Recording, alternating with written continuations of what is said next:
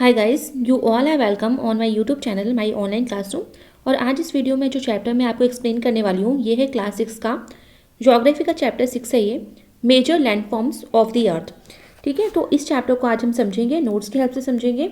और नोट्स में सारी इंपॉर्टेंट हेडिंग्स हैं और मेन कॉन्सेप्ट जो है वो सब पॉइंट्स में यहाँ मैंने मैंशन किया है। तो इसको स्टार्ट करते हैं इंट्रोडक्शन से। और देखिए इंट्रोडक्शन में अगर हम हेडिंग समझ लेंगे तो आई थिंक बहुत सारी चीज़ें जो हैं चैप्टर की वो हम यहीं पे समझ जाएंगे। तो चैप्टर का नाम है major land forms of the earth, यानी अर्थ के ऊपर जो जितने डिफरेंट डिफरेंट तरह के लैंड फॉर्म्स हैं। ठीक है, हमें अच्छे से पता है कि ऐसा नहीं है कि जो अर्थ है उस पर सारी की सारी एक जैसी चीज़ें हैं, बहुत डिफरेंट डिफरेंट तरह के लैंड फॉर्म्स हैं। तो इनके बारे में हम जानेंगे, जैसे कि किस तरह के लैंड फॉर्म्स के बारे में हम पढ़ेंगे इस चैप्टर में। तो देखिए आपके वैसे तो बहुत सारे लैंड फॉर्म्स होते हैं, बट क्लास 6 के लेवल के हिसाब से आपको सिर्फ यहाँ पे माउंटेन्स, प्लेटूस और प्लेन्स को कंप्लीट करना है। ठीक है, ये जो टॉपिक्स हैं ये कवर करने हैं आपको। तो मेजर लैंडफॉर्म्स में फिर से एक बार रिपीट कर दूं, अर्थ के जो मेजर लैंडफॉर्म्स हैं जो आपको इस चैप्टर में पढ़ने हैं वो है माउंटेन्स, प्लेटूस और प्लेन्स। तो इनके बारे में काफ़ी डीप में हम जानेंगे। तो आते हैं नेक्स्ट जो हेडिंग है ये है मीनिंग ऑफ रिलीफ फीचर्स। तो देखिए मैं आपको सारे इंपॉर्टेंट क्वेश्चंस भी साथ में बताती चलूँगी यहाँ पे। और जब भी आप मेरे चैनल पे आते हो तो आप प्लेलिस्ट ऑप्शन पे भी जाया करिए, वहाँ पे आपको क्लास वाइज सारे चैप्टर जो हैं उनकी वीडियोस अवेलेबल है वहाँ पे। तो वहाँ से आप देख सकते हैं। इसलिए इवन मैंने मोस्ट इंपॉर्टेंट क्वेश्चंस की भी वीडियो बना दी है, जिसमें मैंने सिविक्स, हिस्ट्री और ज्योग्राफी तीनों के इंपॉर्टेंट क्वेश्चंस मेंशन करे हैं। तो आप वो वीडियो भी देख सकते हैं। और कोई वीडियो आपको नहीं मिलती है, कोई प्रॉब्लम होती है तो आप मुझे कमेंट करिएगा, मैं आपको लिंक प्रोवाइड कर दूँगी। तो स्टार्ट करते हैं मीनिंग ऑफ रिलीफ फीचर्स। और यहाँ से आपका क्वेश्चन बनेगा बिल्कुल कि क्या मीनिंग होता है रिलीफ फीचर्स का। तो देखिए रिलीफ फीचर्स क्या है, तो सरफेस जो अर्थ का है वो एकदम ऐसा नहीं कि एकदम यूनिफॉर्म है। ठीक है, ये नॉट यूनिफॉर्म है, बिल्कुल प्लेन नहीं है। कुछ सरफेस में आपको डिफरेंट डिफरेंट तरह की जो लैंडफॉर्म्स है वो आपको मिलेंगे। तो देखिए जो सरफेस है अर्थ का वो प्लेन बिल्कुल नहीं है, ऐसा नहीं कि हर जगह वो एक जैसा ही है। जैसे कि आपका घर होता है, आपका कहीं भी आप जाते हो तो आपको थोड़ा थोड़ा जो है डिफरेंस मिलता ही मिलता है। आप डिफरेंट डिफरेंट तरह के लोगों से मिलते हैं तो भी आपको बहुत सारी चीज़ें जो है समानता नहीं मिलती। ठीक है, तो इसी तरीके से जब आप अर्थ का सरफेस देखते हो तो ऐसा नहीं कि हर जगह जो है एक तरह के लेवल है। ठीक है, हर तरह एक जैसा ही लैंडफॉर्म है, नहीं है, ऐसा नहीं होता है। ठीक है, तो ये हम इस चीज़ को अच्छे से समझेंगे। तो ये जो वेरिएशंस है लैंड सरफेस में, यानी जो सरफेस है अर्थ का और उसमें इस तरह की जो वेरिएशंस हैं, ठीक है, इस तरह की जो डिफरेंट डिफरेंट जो लैंडफॉर्म्स हैं, तो इसको ही हम रिलीफ फीचर्स या फिर लैंडफॉर्म्स का नाम देते हैं। तो आपको याद रखना है कि सीधी सी बात है, सिर्फ एक लाइन में आपको याद रखना है कि लैंडफॉर्म जो लैंड सरफेस है उसमें जो डिफरेंट डिफरेंट तरह की वेरिएशंस पाई जाती हैं, इसी को हम रिलीफ फीचर्स या लैंडफॉर्म्स के नाम से जानते हैं। अच्छा, ये जो लैंडफॉर्म्स हैं अर्थ सरफेस के कैसे बनते हैं। ठीक है, ऐसा तो नहीं है कि अपने आप बिल्कुल ठीक है कि अपने आप तो बनते हैं, पर किस तरीके से बनते हैं। ठीक है, तो इनको बनाने में किस तरह की फोर्सेस का जो है वो कह सकते हो कि रोल प्ले करती हैं वो। तो यहाँ पे जो अर्थ सरफेस है उसका जो लैंडफॉर्म बनता है वो दो तरह की फोर्सेस हैं, एक है टेक्टोनिक फोर्सेस और दूसरा है ग्रेडेशनल फोर्सेस। ठीक है, तो इनके नाम आप याद रखिएगा, यहाँ से आपका क्वेश्चन बनेगा। तो ये दो फोर्सेस की जहाँ बात हो रही है, देखो बहुत आसान है इनको याद करना। अगर आप एक याद कर लोगे तो दूसरा अपने आप ही याद हो जाएगा। देखिए टेक्टोनिक फोर्सेस है और दूसरा है ग्रेडेशनल फोर्सेस। टेक्टोनिक फोर्सेस क्या है, तो देखिए बहुत ईजी लैंग्वेज में यहाँ पे है कि ये जो टेक्टोनिक फोर्सेस हैं ये विद इन द अर्थ, यानी ये कहाँ से उत्पन्न होती है, अर्थ के अंदर से। ठीक है, अब हमने हमेशा से देखा है कि दो तरह की फोर्सेस होती है, एक होता है ना हमारे अंदर से आ रही है और एक होता है बाहर से। ठीक है, तो यहाँ भी यही चीज़ है कि अर्थ के सरफेस के अंदर से जो आ रही है फोर्स, जो लग रही है अंदर से, उसको टेक्टोनिक फोर्सेस कहते हैं। और इसके वजह से किस तरह की लैंडफॉर्म्स बनते हैं, तो इसके वजह से अपलिफ्टमेंट और and subsidence of the earth surface. ठीक है, तो ये जो टेक्टोनिक फोर्सेस हैं ये किस वजह से, किस तरह की लैंडफॉर्म्स बनाती हैं, क्या किस चीज़ के लिए रिस्पॉन्सिबल है। तो जो आपने देखा होगा अपलिफ्टमेंट होता है और जो सब्सिडेंस है, ठीक है, जो घटाव आ जाता है, ज़मीन का जो हिस्सा है वो डिक्रीज हो जाता है, तो उसके लिए ये निर्भर है। ठीक है, आप कह सकते हो कि अपलिफ्टमेंट यानी बनता भी है और साथ ही घटता भी है, तो दोनों तरह की चीज़ों के लिए रिस्पॉन्सिबल है। इसी तरह से मीनिंग ऑफ ग्रेडेशनल फोर्सेस पर डिफरेंस ये है कि जो टेक्टोनिक है फोर्स है वो धरती के अंदर से लगती है, बट इसके वजह से जो लैंडफॉर्म्स बनती हैं वो अपलिफ्टमेंट, ठीक है, ऊंचे भी बनती हैं और कभी कभी डिक्रीज भी हो जाती हैं। इसी की तरह देखिए ग्रेडेशनल फोर्सेस भी जो हैं वो भी एक तरह की फोर्स है, बट ये कहाँ से कैसे उत्पन्न होती है, कैसे लगती है, तो इसको समझिए। जैसे टेक्टोनिक फोर्सेस अंदर से लगती थी विद इन द अर्थ, अब जो ग्रेडेशनल फोर्सेस है वो बाहर से लगती हैं। ठीक है, आउटसाइड द अर्थ यानी अर्थ के बाहर से ही लगती हैं। और it modifies the irregularities created by the internal forces. तो जो इंटरनल फोर्सेस के द्वारा जो भी इरेगुलरिटीज आ जाती हैं, जो भी अपलिफ्टमेंट या डिक्रीज होता है जो भी अर्थ का सरफेस, उसको ये और मॉडिफाई कर देती हैं। यानी अगर वो ऊंचाई है अपलिफ्ट हुआ है तो उसको और अपलिफ्ट कर देंगे, और अगर सबसिडेंस यानी घटा है उसमें किसी तरह का डिक्रीज हुआ है लैंडफॉर्म तो उसको और मॉडिफाई कर देंगी ये। अच्छा, ये जो ग्रेडेशनल और एक्सटर्नल फोर्सेज हैं, याद रखिएगा क्योंकि बाहर से लग रही हैं तो इसको एक्सटर्नल फोर्सेज भी कहेंगे, और टेक्टोनिक फोर्सेज क्योंकि अंदर से लग रही है तो उसको इंटरनल फोर्सेज भी कहेंगे। तो इसमें किसी तरह से कंफ्यूज मत होइएगा। तो ग्रेडेशनल को एक्सटर्नल फोर्सेज भी कहते हैं, और ये कंटिन्यूसली क्या करती है, वियर डाउन। वियर डाउन मतलब होता है घिसना, ठीक है, किसको, जो अर्थ का सरफेस है उसको घिस रही हैं।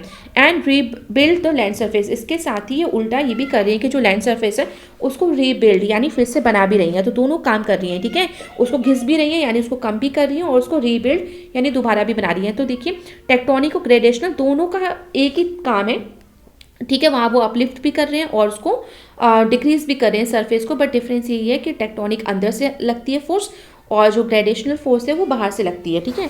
अब आते हैं इरोशन। तो देखिए इरोशन क्या है, तो हमें सीधी सी बात है, देखिए इरोशन आपने कई बार सॉइल इरोशन के बारे में पढ़ा होगा। तो इसी तरीके से जो अर्थ के सरफेस है, ठीक है, wearing away of the surface of the earth, यानी अर्थ के जो ऊपर का सरफेस है धीरे धीरे जब वो घटता जाता है, ठीक है, उसको हम बोलते हैं इरोशन। अच्छा, डिपोजिशन क्या होता है, तो डिपोजिशन जस्ट अपोजिट कर लीजिए इरोशन का। जब अर्थ सरफेस जो है रीबिल्ड होता जाता है यानी उसके ऊपर परत के परत आती रहती हैं, इसको हम बोलते हैं डिपोजिशन, ठीक है, डिपोजिशन। इसको हम याद कर सकते हैं डिपोजिट वर्ड से, ठीक है, डिपोजिट होता है एक ही जगह कलेक्ट हो जाना। तो इसी तरीके से जो सॉइल है, जो भी सेंटिमेंट्स हैं, जो भी सॉइल के पार्टिकल्स वगैरह होते हैं, जब वो एक ही जगह पे इकट्ठे होते जाते हैं, कलेक्ट होते जाते हैं, तो इसको हम डिपोजिशन कहते हैं। और इरोशन कहते हैं जब यही परतें, ठीक है, ये जो सॉइल पार्टिकल्स हैं जब ये हट जाते हैं, ठीक है, और हवा है, बहुत तेज हवा बह रही है या फिर पानी की गति बहुत तेज है, फ्लड आया है, तो ऊपरी जो परत होती है सॉइल की वो इरोड हो जाती है, ठीक है, वो हट जाती है वहाँ से, तो उसको हम इरोशन कहते हैं। अब आते हैं 3 major types of landforms classified on the basis of their elevation, relief and slopes. तो अब हम 3 मेजर लैंडफॉर्म्स के बारे में पढ़ेंगे और क्लासीफाई करेंगे उनको किस बेसिस पे, एलिवेशन, एलिवेशन मतलब ऊंचाई, ठीक है, रिलीफ फीचर्स हमें पता है, लैंडफॉर्म्स, डिफरेंट डिफरेंट तरह के लैंडफॉर्म्स, और स्लोप, स्लोप मतलब होता है ढलान। तो इसके हिसाब से जो हमें मेजर लैंडफॉर्म्स जो इस चैप्टर में कवर करने हैं वो 3 है हमारे पास, एक है माउंटेन्स, एक है प्लेटूज और एक है प्लेन्स, ठीक है। तो हम पहले स्टार्ट करेंगे माउंटेन्स के बारे में। देखिए माउंटेन क्या है, तो देखिए एक थोड़ा सा पिक्चर में भी आप देख लीजिएगा, पिक्चर इतनी अच्छी नहीं है बट ठीक है, आपको थोड़ा सा काम चलाओ तो समझ में आ सकती है, ठीक है।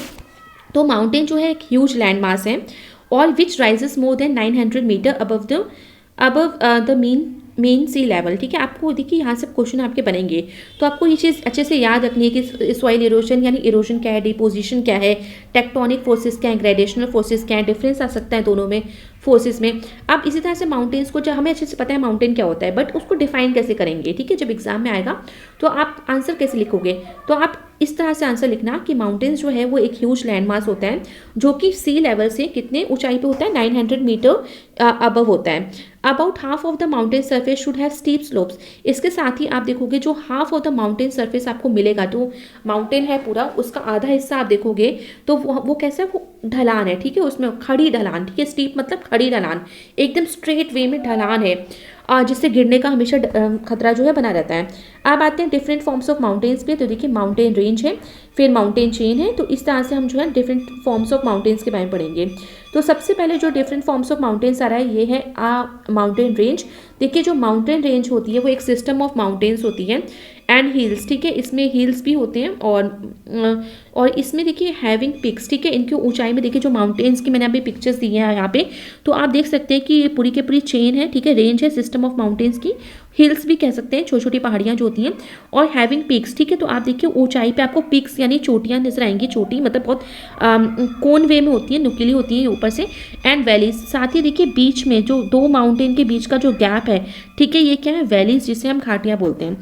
तो जब माउंटेन एक लाइन में होते हैं तो बीच में उनके घाटियाँ यानी वैलीज बनती है, जिससे वी शेप की आपको दिख रही होगी बीच बीच में, और ये सब एक लाइन में अरेंज होते हैं, तो इस वजह से इसको माउंटेन रेंज कहते हैं। अब आते हैं माउंटेन चेन पे। देखिए माउंटेन चेन क्या है, माउंटेन चेन हैज़ सेवरल, तो माउंटेन चेन में several parallel long and narrow ranges होती हैं, ठीक है। जैसे आप थोड़ा सा यहाँ पे समझिए कि किस तरह से एकदम जैसे माउंटेन्स होते हैं तो वो बिल्कुल पैरेलल भी होंगे, लॉन्ग भी होंगे और नैरो रेंजेस होती हैं उसमें।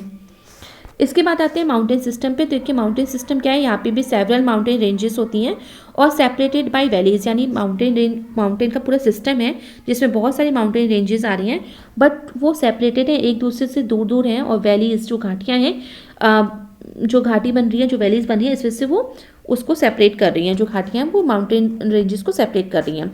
अब आते हैं नेक्स्ट हेडिंग पे। तो ये है कॉर्डिलेरा। तो देखिए कॉर्डिलेरा क्या है, ये एक स्पेनिश वर्ड है जिसका मीनिंग होता है, ठीक है, कि लिटिल ड्रॉप, और कॉर्ड होता है इसका मीनिंग।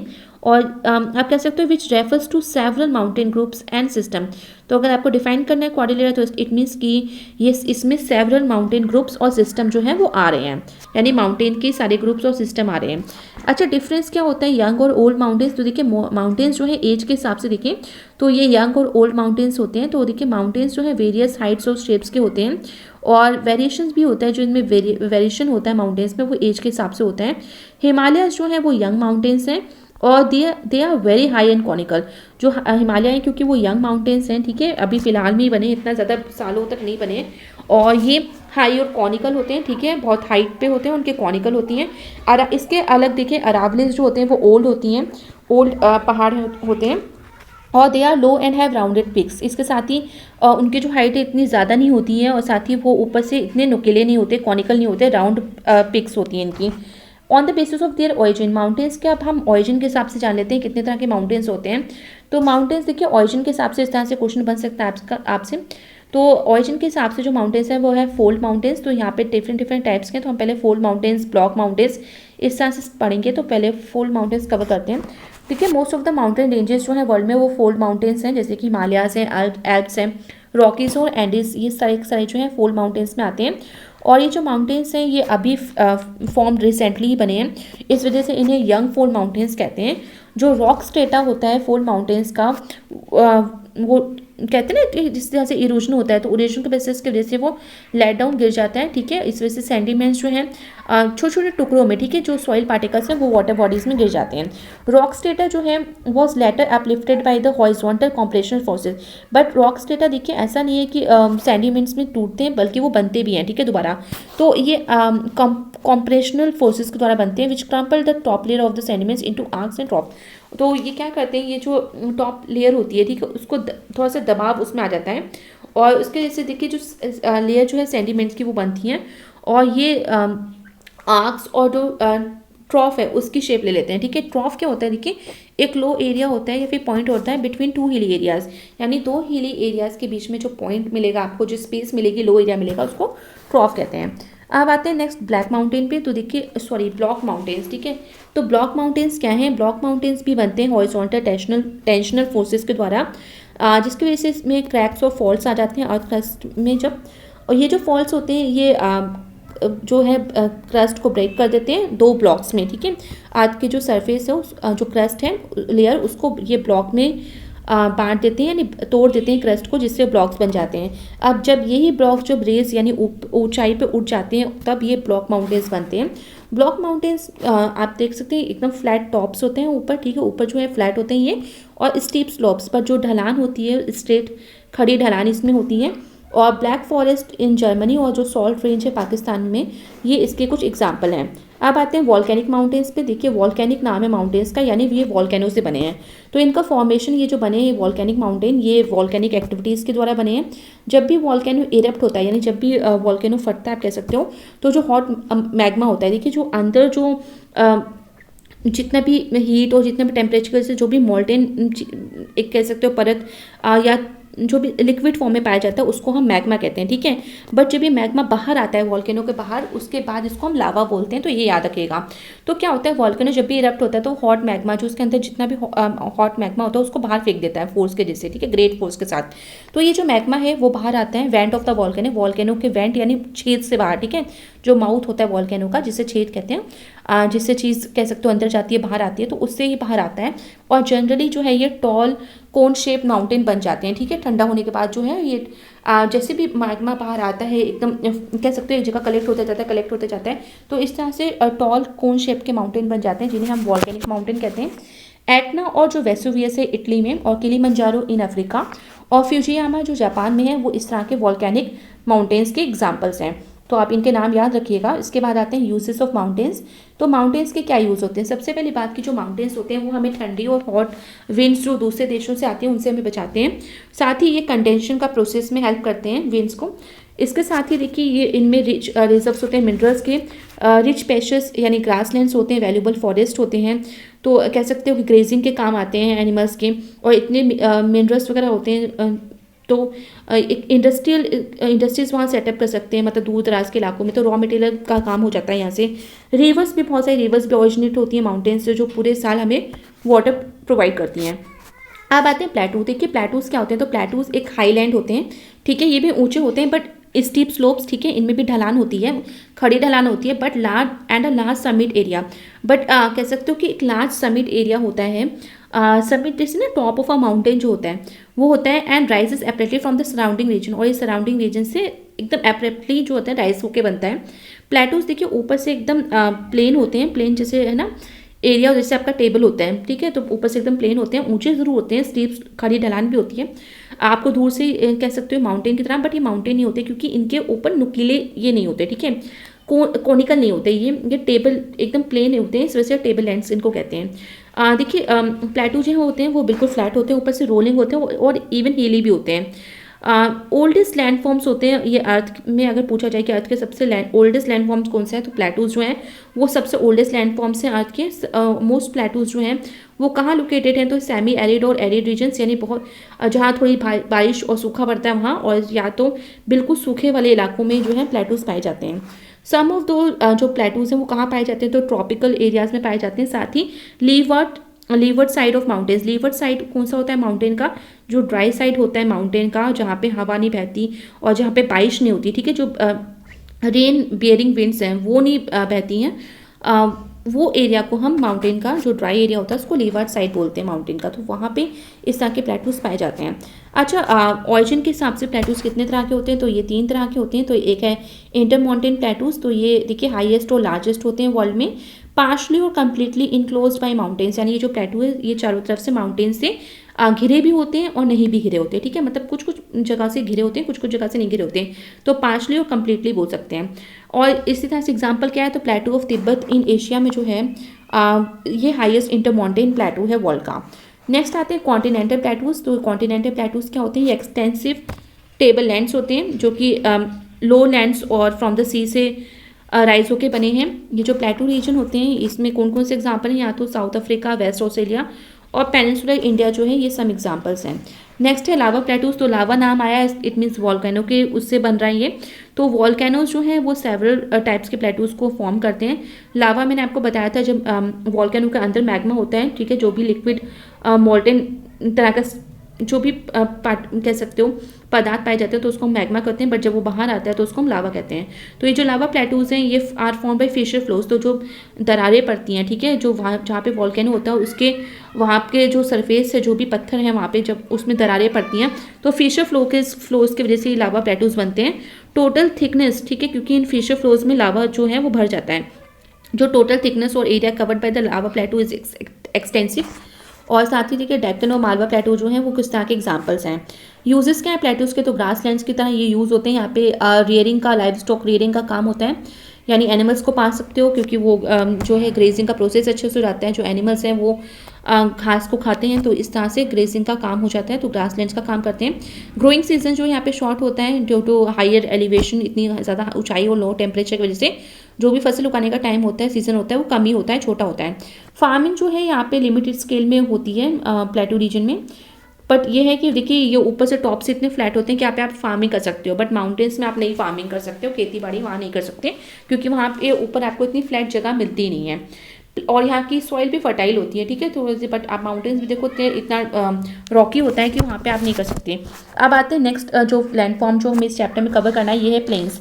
ठीक है, प्लेन का मतलब होता है फ्लैट और लो लाइंग लैंड, ठीक है, और ये हम जैसे आप देख सकते हैं कि बहुत सारी पॉपुलेशन यहाँ पाई जाती है क्योंकि इतनी अच्छी फैसिलिटीज़ होती हैं, ट्रांसपोर्टेशन की, कम्युनिकेशन की, जॉब यहाँ ज़्यादा होती हैं, तो इस तरीके से ये वाले जो एरियाज़ हैं यहाँ पे लोग रहना पसंद भी ज़्यादा करते हैं। नदियाँ यहाँ पे पाई जाती हैं।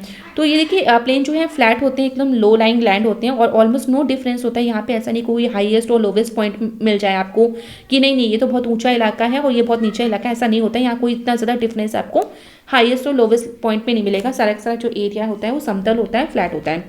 इन्हें हम लो लैंड्स के नाम से भी जानते हैं, ठीक है, एकदम लो लैंड्स होते हैं ये जो प्लेन्स हैं ये इंटरनल और एक्सटर्नल फोर्सेस दोनों के द्वारा बनते हैं अर्थ की, यानी अर्थ में जब इंटरनल फोर्सेस लग रही हैं उसके द्वारा भी प्लेन्स बनते हैं, और जब बाहर से कोई फोर्सेस लग रही हैं तो उसके द्वारा भी बनते हैं। मोस्ट ऑफ द जो प्लेन्स होते हैं वो फॉर्म्ड हुए हैं, ठीक है, वो किससे बनते हैं, सेंडिमेंट्स, ठीक है, जो रिवर्स होती हैं जब वो एक जगह से दूसरी जगह कहते हैं ना कि बह के जब बहती हैं तो उनके साथ ही वो देखिए रॉक पार्टिकल्स जो हैं, सॉइल पार्टिकल्स जो हैं वो लेके चलती हैं, तो इन्हीं को हम सेंडिमेंट्स कहते हैं। और जब इनकी जो स्पीड कम होती है तो ये इन सेंडिमेंट्स को एक जगह छोड़ जाती हैं, तो वहाँ पे वो कलेक्ट हो जाते हैं। ये जो रिवर्स हैं देखिए अपने साथ स्टोन, सैंड और सिल्ट को लेके बहती हैं। सिल्ट मतलब गाढ़ा, जो एकदम गाढ़ी मिट्टी होती है उसको बोलते हैं। और स्पीड जो रिवर की देखिए मैंने ये चीज़ बताई, जब रिड्यूस होती है तो डिपोजिट कर देती हैं सारी मटेरियल्स वैलीज में, घाटियों में। प्लेन्स जो है वो मोर थिकली पॉपुलेटेड होते हैं, यहाँ पे पॉपुलेशन ज़्यादा पाई जाती है इन कंपेरिजन ऑफ माउंटेन्स और प्लेटूज। रीजन मैंने आपको पहले बता दिया। प्लेन्स जो है वो लैटिट्यूड्स और हर तरह के कॉन्टिनेंट्स में पाए जाते हैं। प्लेन्स जो है वो यूज़फुल, यहाँ पे फर्टाइल सॉइल होती है, जो नदियों की लाई हुई मिट्टी होती है वो बहुत फर्टाइल होती है, एलुवियल सॉइल उसे कहते हैं। और ये लॉन्गर ग्रोइंग सीजन है, तो इस वजह से यहाँ पे क्योंकि फर्टाइल सॉइल पाई जाती है प्लेन्स में, तो पूरे साल यहाँ पे खेती बाड़ी का काम होता है, हर तरह की फसलें यहाँ पे उगाई जाती हैं। हर मोस्ट सिटीज़ आप देखोगे वहाँ पे, तो जितनी भी सिटीज़ होती हैं तो वहाँ पे प्लेन एरिया होते हैं। और इसी तरह से देखिए कुछ एग्जांपल्स हैं, prairies in the USA, west Siberian plain in Eurasia और गैंगेटिक प्लेन इन इंडिया। तो ये कुछ एग्जाम्पल हैं प्लेन्स एरियाज़ के। तो आई होप ये चैप्टर आपको समझ में आ गया होगा। देखिए ये सारे जितने मैंने हाईलाइटेड वर्ड्स करे हैं, तो ये आप एक बार वीडियो जब दोबारा देखोगे और आप रिवाइज करोगे तो बस आपको हाईलाइटेड वर्ड्स देखना है, तो आप अपने आप समझ जाओगे और अपने आप पॉइंट्स आप बना लोगे एग्जाम में, और अपनी लैंग्वेज में आप ट्राई करिएगा आंसर को लिखने के लिए।